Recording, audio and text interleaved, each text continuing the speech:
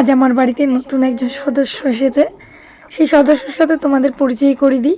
এ হচ্ছে আমাদের ছোট নন্দী। ছোট নন্দী এর আগেও এসছে, কিন্তু আমি সেইভাবে তোমাদের দেখাতে পারিনি। কিন্তু আজকে ছোট নন্দী মানে আমাদের পুরো বাড়িতে চলে গেছে, তাই ভাবছি তোমাদের আমাদের নতুন সদস্যের সাথে দেখা করিয়ে দিই। তো এ হলো ছোট নন্দী। একে সূর্যদেবের নামে ছেড়ে দিয়েছে কারা জানি না, কিন্তু এই যে এত ভালো, মাঝে মাঝে একটু গুঁতো দেয় ছেলে না, তাই। তো তোমরা দেখেছো আমাদের বাড়িতে এর আগে বড় নন্দী আসতো। জানি না কেন বড় নন্দী বহুদিন হলো, বহুদিন কি মাসখানেক হতে যাচ্ছে নন্দী আসেনি। অনেকে বলছে যে ও চলে গেছে, অনেকে বলছে যে ওকে কেউ নিয়ে গেছে। এবার সত্যিকারের কি ঘটনা সেটা আমরা বলতে পারবো না, কারণ আমরা জানি না। অনেকটা খোঁজাখুঁজি করেছে আমাদের এখানকার লোকেরা, আমি কিন্তু ওকে কোনো রকমভাবে পাইনি। তো যাই হোক, আবার ছোট নন্দীর সাথে দেখা হলো, তাই ছোট নন্দীকে আর হারাতে চাই না বলে ওকে খুব যত্ন করে আমার বাড়ির আশেপাশেই রাখতে চাইছিলাম কি ও থাকছে রীতিমতন। আর ও প্রত্যেকটা দিন সন্ধ্যাবেলা এইভাবে ওকে গলায় চুলকে দেবো, হাত দিয়ে দেবো। ও মা, একজন হলে হবে না, ওকে সবাই মিলে সেবা করতে হবে। আমি একদিন রাতের বেলা যখন এসেছিল প্রথম, সেদিন আমি আমাদের এখানে প্রায় ঘরে আমি জিজ্ঞাসা করেছি যে তোমাদের বাড়িতে কি ফ্যান আছে, ফ্যান কোনটা বলো তো, ভাতের মার তোমাদের বাড়ি আছে?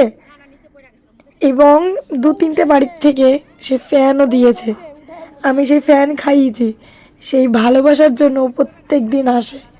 এবার আমাদের বাড়ির থেকে লম্বু খাওয়ানো হয়। মিস করি বড় নন্দীকে, কিন্তু বড় নন্দী তো কোথায় গেছে ভগবান জানে। নন্দী মহারাজকে কে কী করেছে কি না, সে চলে গেছে, বলতে পারবো না। আমার দাদাও গলাটা চুলকে দিচ্ছে কি ভালোভাবে। আমি একটা কথা শুনেছি, যখন গলা চুলকে দেয় নন্দী মহারাজের, সে উপর দিকে তাকিয়ে নাকি প্রার্থনা করে যে যারা ওর সেবা করে তারা নাকি ভালো থাকুক, সুস্থ থাকুক। তাই আমি বলি সবাই সুস্থ থাকে, তার সঙ্গে যেন নন্দী তুমিও সুস্থ থাকো, তাই না শোনা? আর ও এত ভালো, মানে আমি ওকে এরকমভাবে চুলকে দিই। আমার দিদিকে একটুখানি গুঁতো দিয়েছে, আমার দিদি বলছে কি আমি ওর কাছেই যাবো না, একটু ভয় পেয়ে গেছে। তারপর আমার দিদিকে বললাম তুই একটা খাবার দিয়ে দেখ, ও চলে আসবে। বাচ্চা কাচ্চা সবাই ওকে খুব ভালোবাসে, আর ও এতটাই কিউট, ওকে ভালোবাসতে তোমরা বাধ্য। ওকে বলছিলাম তুই থাক আমাদের বাড়িতে, তো যা যা প্রয়োজন তোকে তাই তাই দেবো বলেছি বলে ও সোজা আমাদের বাড়ি চলে গেছে।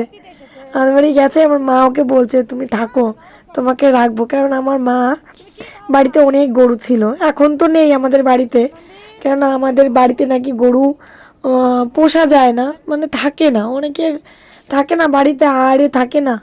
তো জানি না আরটা কি, এবার মা বললো যে আমাদের নাকি নেই। তো আমার শান্তটা ওকে ভীষণ ডিস্টার্ব করেছে। ঠিক আছে, আমি শান্তকে বলছি না দাদা ওরকম করে না, ওরকম করে না। কে কার কথা শোনে, ওর ঠাম্মাকেও পাত্তাই দিচ্ছে না। লাস্টে নন্দী বাধ্য হয়ে ওই কোনায় গেছে। কোনায় গিয়ে সেখানে ও ভেবেছিল প্রথমে ওখান থেকে বেরোনোর রাস্তা আছে কি না, কিন্তু দেখলো যে বেরোনোর রাস্তা নেই। আমি বলছি তুই এখানে থাক, তোকে কেউ দাঁড়াবে না, কেউ দাঁড়াবে না তোকে, তুই এখানে থাক। ও কত সুন্দরভাবে কথাগুলো শোনে, আর প্রত্যেকটা কথাও মন দিয়ে শোনে, বোঝার চেষ্টা করে যে আমি কি বলছি। হ্যাঁ, আমি ওকে বলছি যে তুই থাক, তোকে আমি প্রত্যেকটা দিন খাবার দেব।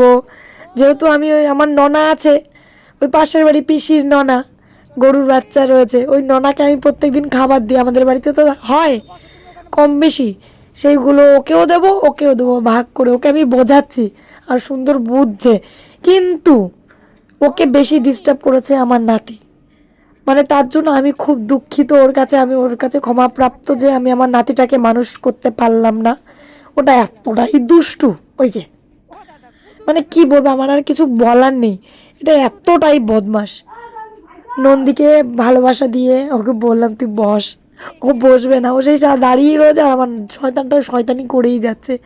ওকে একটু চুলকে চুলকে দিলাম, আর ওর গায়ে ছোটো ছোটো পক্স উঠেছে, এগুলো হচ্ছে পক্স। হ্যাঁ, ও যদি থাকে তাহলে ওষুধ আনা যায়, কিন্তু ও আজকে থাকবে কালকে আবার আসবে না, কিভাবে কি করা যায় বলো?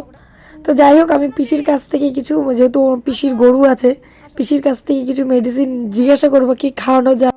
ছোট নন্দী যাতে ভালো থাকে, সুস্থ থাকে, এটাই চাই। তো বন্ধুরা, তোমরা ভিডিওটা দেখো। আর আজকের জন্য রাধে রাধে।